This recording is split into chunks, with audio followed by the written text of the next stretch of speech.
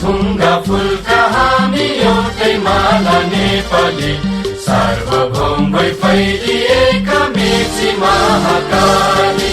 सयौं थुङ्गा फुलका हामी एउटै माला नेपाली